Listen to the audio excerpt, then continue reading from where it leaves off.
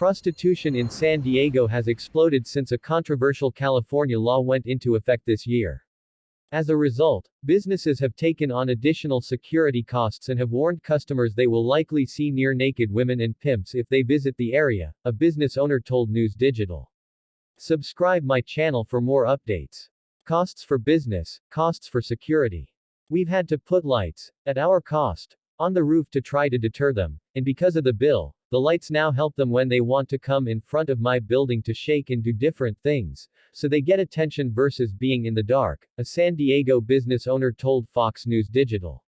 The business owner spoke to Fox News Digital on the condition of anonymity out of concern that pimps or prostitutes in the area might retaliate against the business owner's vehicles, property or employees.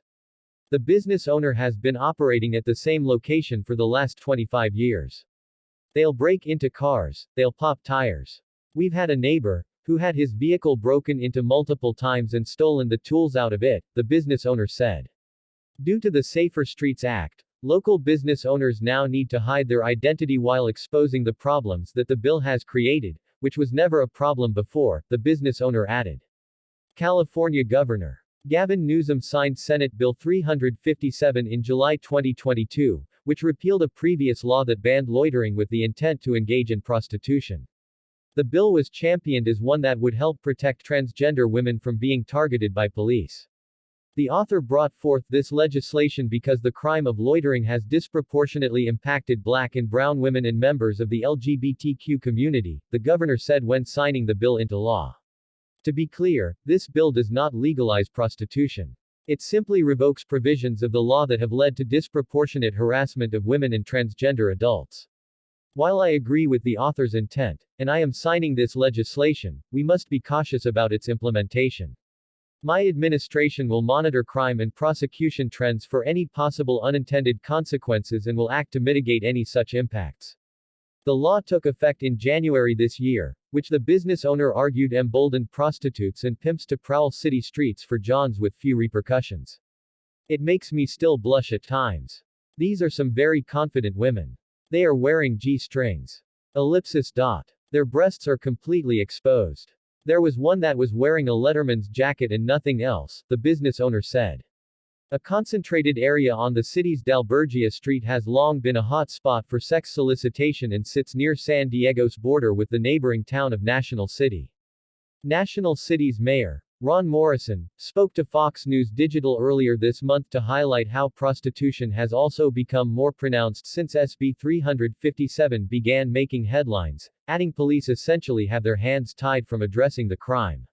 Senate Bill 357, for all intents and purposes, made prostitution legal because what it said is that officers can no longer contact people based on the idea of loitering for the purpose of prostitution. So, it basically tells the police your hands are off, Morrison said.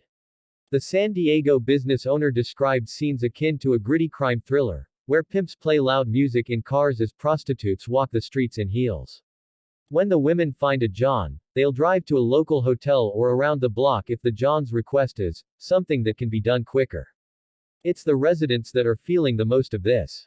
There's children that are having to step over byproducts. Parents are having to explain to children why, at 7:30 in the morning, when they're going to school, that there's two women in G-strings shaking their butts and showing their breasts and trying to stop vehicles, the business owner said.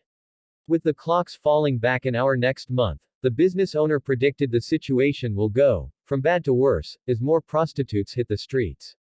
The business owner stressed that the hands of police are tied from doing much to deter the crime and argued that politicians in the city have taken a hands-off approach.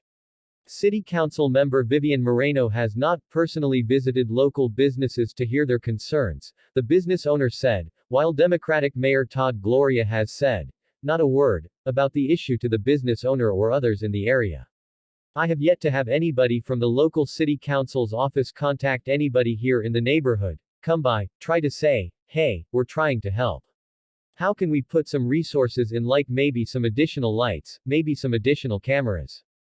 The business owner said. Mayor Gloria has visited the area and has spoken publicly about the issue, the mayor's office told Fox News Digital on Tuesday. The office also touted how the police department has carried out sting operations, including one earlier this year that netted 48 arrests in San Diego County. The criminals who were taken down as part of this operation abused and exploited women for their own enrichment, Gloria said at a news conference this year following the sting operation. We will continue to disrupt these criminal operations that seek to do our people in our communities harm. San Diego Police Chief David Nislate told local media this month that SB 357's repercussions with crime were all predictable. This was all predictable. We've seen shootings down there. We've seen stabbings, Nislate told 10 News. Part of the predictable consequences of this very bad bill is now you're having a community being impacted. They don't feel safe in their own homes. Local media attention has even made traffic in the area worse as out-of-town Johns catch wind of San Diego's sex workers. Every time we get a local news story, the traffic increases. The prostitutes don't go away. It's not like, we better lay low for a little while. We get additional traffic because of out-of-town Johns now notice, hey, look what we can do, the business owner said. He's hoping the law gets repealed, especially if local leaders visit the area to see firsthand how residents and business owners live in fear for their safety and are forced to spend more on security systems or even clean vomit and feces from the streets. The business owner is now even warning customers of the issue and sends employees to meet some female clients who are hesitant to travel to the prostitution hotspot. Update News Digital reached out to Newsom's office and Councilmember Moreno but did not receive comment on SB 357 and prostitution issues in San Diego.